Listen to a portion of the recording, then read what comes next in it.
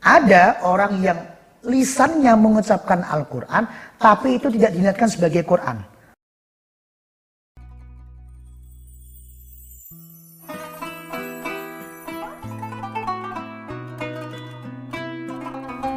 Bismillahirrahmanirrahim. Allahumma shalli ala sayyidina Muhammad wa ala sayyidina Muhammad. Tentang wanita haid dan yang berhubungan dengan Al-Quran, dia diharamkan 3 hal.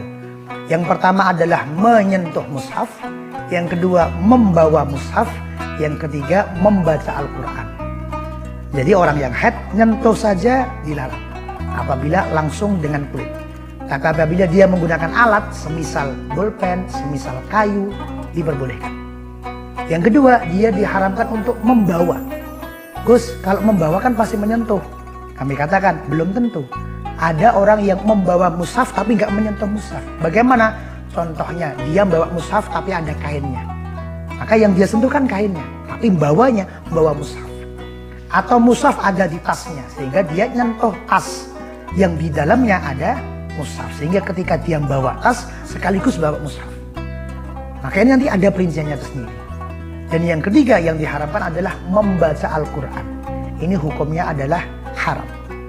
Membaca Al-Quran yang seperti apa? Di dalam kitab-kitab fikih banyak diterangkan. Ini yang kami buka adalah kitab At-Taqriratus Sadidah, jilid 1 halaman 174. Yang dimaksud mengharamkan pembacaan Al-Quran adalah qiraatul Quran bi qasdil qiraah. Membaca Al-Quran dengan niat membaca Al-Quran. Sehingga ketika jenengan melafatkan Al-Quran, niatnya itu baca Quran. Ada orang yang lisannya mengucapkan Al-Quran, tapi itu tidak diniatkan sebagai Quran. Contohnya apa? Fala yahrumu kal istishfa. Contohnya ketika dia membaca lafaz di dalam Al-Quran, tapi niatnya untuk penyembuhan. Misalnya ada bunyai haid, kemudian ada santrinya yang minta air. Maka kemudian bunyainya menyampaikan membaca ayat kulhu atau falak atau nas, niatnya apa?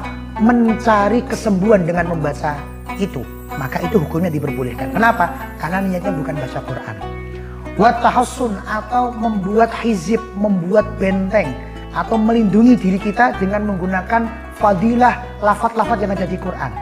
Termasuk diantaranya adalah baca hizib, baca ratib, baca wirid, dan lain sebagainya. Yang ini semua walaupun bersumber dari Al-Quran, tapi ketika baca jangan diniati baca Quran, tapi niati baca ratib. Jangan diniati baca Quran, tapi diniati baca hizib. Maka itu semua diperbolehkan. Sehingga pertanyaannya, Gus, apabila ada orang haid ikut maulidan, padahal di dalam kitab maulid dibacakan laqad ja'akum rasulun min anfusikum, itu Quran. Di dalamnya dibacakan innallaha wa malaikatahu yusholluna 'alan nabi, itu Quran. Boleh nggak? Boleh.